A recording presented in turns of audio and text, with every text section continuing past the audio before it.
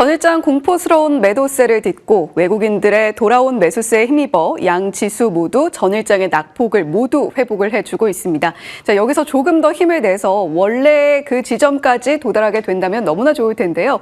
자, 그렇다면 이제 마감이 점차 다가오고 있는 지금 이 순간 과연 승부사들은 어떤 종목, 어떤 섹터에 집중하고 있을까요? 승부사의 치트키 시간입니다. 자, 오늘은 이분과 함께 할게요. KB증권 프라임클럽 민재기 팀장님 나와 계십니다. 팀장님 어서 오세요. 안녕하세요. 네, 오늘 민재기 팀장님과 함께 어떤 종목을 가져오셨을지 그 힌트를 하나하나 추적해 나가 보도록 하겠습니다. 오늘 어떤 섹터에서 가지고 오셨을지 그 힌트 4가지 살펴볼게요. 반도체 업황, 웨이퍼, 기관 매수세, 시총 2천억 이렇게 4가지 키워드가 있는데 반도체 업황이고 웨이퍼 이런 키워드를 보면 오늘 반도체 섹터에 대한 이야기를 해주시려고 하시는 것 같습니다. 시총 2천억은 아마 종목에 대한 힌트가 되지 않을까 싶은데요. 자, 지금 반도체 섹터에서 오늘 치트키 종목 골라주신 것 같아요. 반도체주가 살아나는 모습을 보니까 결국 반도체주 빠질 때마다 매수 기회인가 이런 생각이 듭니다. 네, 지금 변동성이 당분간은 좀 계속 이어질 것 같아요. 올랐다 내렸다를 반복할 것 같은데 이럴 때 우리가 믿을 수 있는 것은 다들 실적이라는 것은 알고 계실 텐데요. 그러면 이제 최근에 실적이 가장 좋은 섹터가 그래도 변동성 큰 구간에서 좀 하락할 때 분할로 관심을 가져볼 만하지 않을까라는 생각입니다. 그러면 최근에 우리 증시 특히 코스피가 뭐 때문에 가장 강하게 상승할 수 있었냐 하면 반도체 업종의 이익 전망치가 상향 조정되면서 좋아졌던 부분이죠. 그러면 이렇게 변동성이 클 때 좀 믿을 만한 부분은 가장 실적이 좋아지는 섹터를 보시는 게 좋을 거고 거기에서 반도체 섹터를 뺄 수가 없기 때문에 반도체 섹터 안에서 종목을 고르시는 게 훨씬 더 승률을 좀 높일 수 있지 않을까라고 말씀을 드릴 수 있을 것 같네요.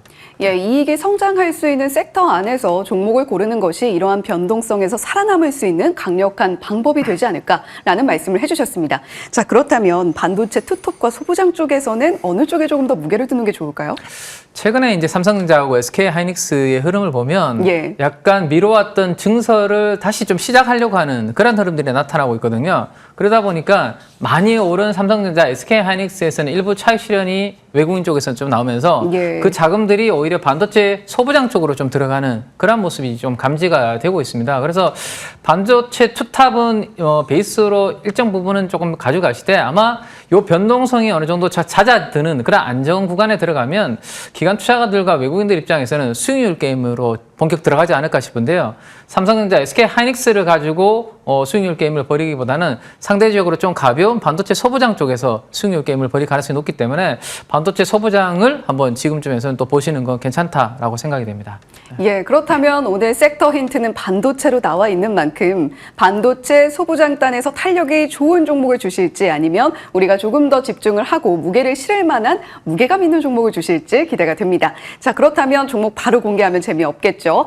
자, 저희가 종목을 찾아갈 수 있는 치트키 3가지 공개해 보겠습니다. 자, 첫 번째 치트키는요, 업황과 연동 사이클. 두 번째 치트키는 사모펀드의 픽은 과연 무엇일까? 세 번째 픽은 연간 300억 영업이익을 기록하고 있다라는 그 종목의 힌트입니다. 자, 첫 번째 업황과 연동 사이클, 이건 무슨 내용일까요? 자, 지금 반도체 업황이 상당히 좋다라고 제가 말씀드렸잖아요. 그래서 생각보다 증설이 조금 앞당겨지고 있다라고 말씀드렸습니다. 그러면 삼성전자나 SK하이닉스가 증설을 하게 됐을 때 당연히 수혜를 앞단에서 볼 수 있는 쪽을 관심을 두시는 게 좋지 않을까 싶어서 업황과 연동 사이클이다라는 말씀을 좀 제가 키로 넣어놓은 거고요.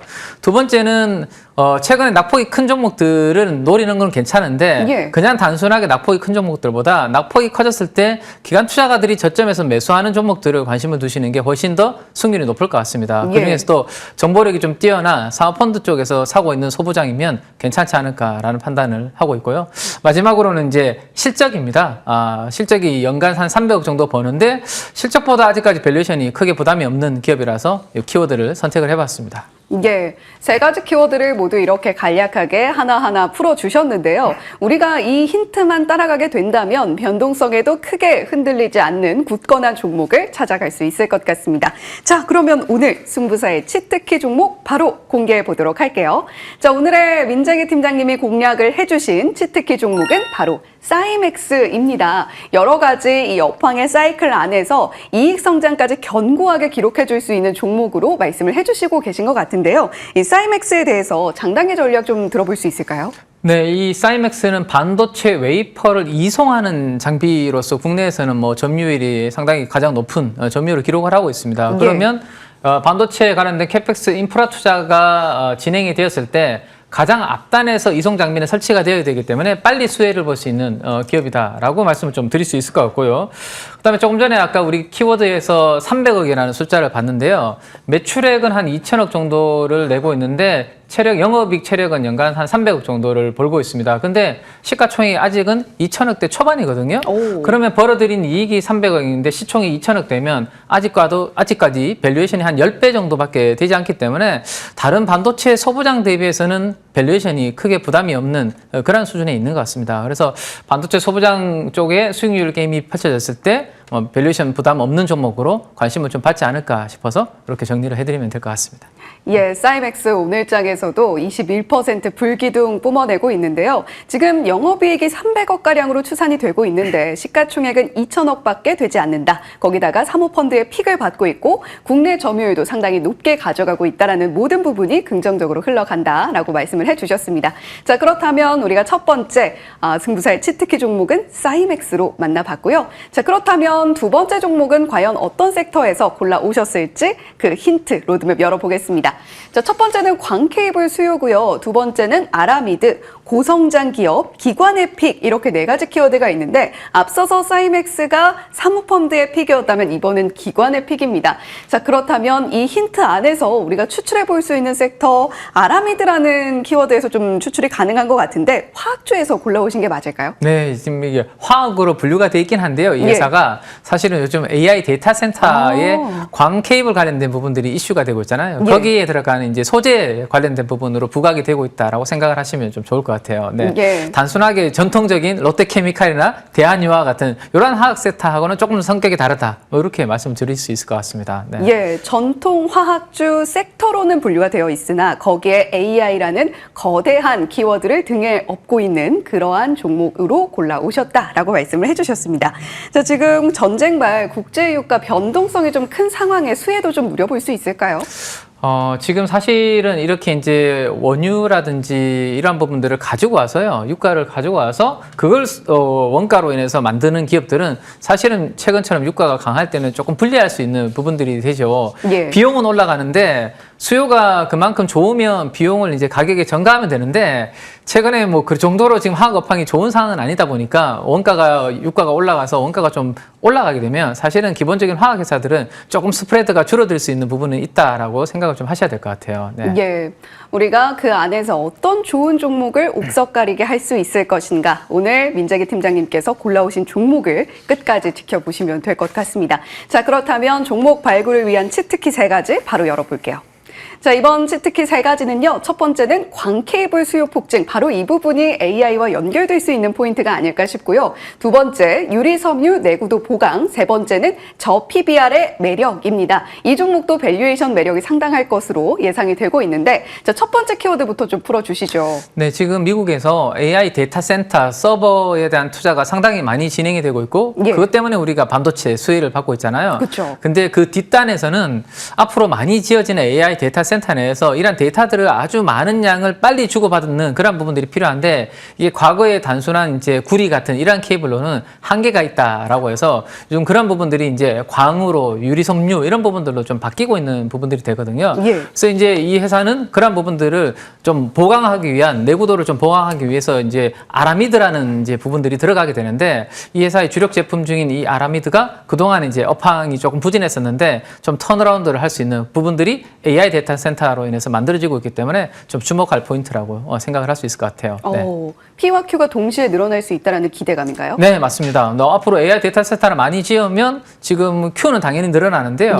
지금 수요 대비해서 공급이 타이트하잖아요. 그러면 가격도 이제 올라갈 수 있는 부분이고 또 하나가 있는데 사실은 중국하고 경쟁할 수 있는 부분들이 될 수 있는데 지금 미국이 어쨌든 중국 관련된 제품들은 좀 미국에 못 들어오게 투자가 안 되도록 막아주려고 하는 부분들이 상대적으로 경쟁이 좀 강도가 완화될 수 있는 부분들도 좀 좋은 포인트라고 볼 수 있을 것 같습니다. 그래서 두 가지 포인트에서 이 코오롱 인더의 전통적인 부분이 아니라 AI 데이터 센터 향으로 모멘텀이 있다라고 정리를 좀 해드릴 수 있을 것 같아요. 네. 예. 자, 그렇다면 지금 저 PBR의 매력이라는 점은 밸류에이션에 대한 언급일 텐데 앞서서 석유화학 관련 종목들 오늘 시세 어떻게 나타나는지 지금 오늘장의 시세도 판으로 살펴보고 오셨습니다. 자, 그렇다면 민재기 팀장님께서 저 PBR의 매력까지 있는 이 종목 어떻게 발굴해 오셨을지 자, 오늘 치트키 두 번째 종목 공개해 보겠습니다. 자, 오늘 승부사의 치트키 두 번째 종목은 코오롱 인더입니다. 이 종목도 역시 그렇다면 밸류에이션의 P와 Q가 동시에 증가하는 이 업황 사이클의 수혜까지 받아갈 수 있다라고 한다면 장단기 전략 어떻게 가져가 볼까요? 네, 이 기업은 사실은 숨겨진 자산 가치도 좀 가지고 있습니다. 예. 요즘 은행주들 주가가 최근에 장 폭락하기 전까지 분위기 괜찮았잖아요. 그쵸. 예산은 이제 우리금융이라든지 이런 은행주들 지분 가치도 가지고 있는 부분들이 있거든요. 그래서 PBR로 예산은 좀 보시는 게 필요한데 제가 PBR 차트를 그려서 온 게 있습니다. 예. 지금 화면에서 보시는 것처럼 이제 가장 업황이 부진했기 때문에 PBR 밴드 하단부에 있다가 방금 말씀드렸던 그런 이제 AI 데이터 센터 향으로 아라미드와 관련된 이러한 수요로 인해서 기대감으로 주가가 좀 올라오긴 했는데 길게 봤을 때는 아직도 올라갈 룸이 충분히 남아있는 그런 그림을 보이고 있거든요. 아직도 PBR 1배가 안 하고 있고 윗단으로 PBR 가장 윗 밴드까지 가는데도 여력이 남아있기 때문에 단기적으로는 시장에 따라서 약간 연동이 될 수 있겠지만 주가는 충분히 중장기적으로 AI 데이터 센터의 투자가 중단되지 않고 지금처럼 계속 이어지는 흐름이 된다라면 제 생각에는 요즘 대한강통신 그리고 RF 머티리얼즈 이런 종목들이 상당히 광 케이블 관련해서 이슈가 되고 있는데 코오롱 인더도 시장에서는 아마 관심을 갖게 되지 않을까 이렇게 말씀을 드릴 수 있을 것 같습니다.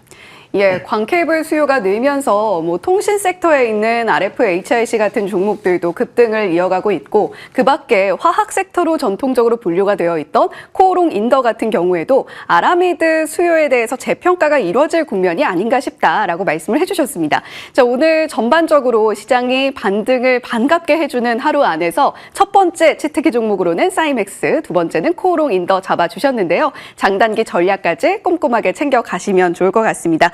자, 오늘 준비한 내용은 여기까지고요. 오늘 KB증권 프라임클럽 민재기 팀장님과 함께했습니다. 저희는 마감 전략 2부로 계속해서 인사드릴게요. 시청해주신 여러분 고맙습니다.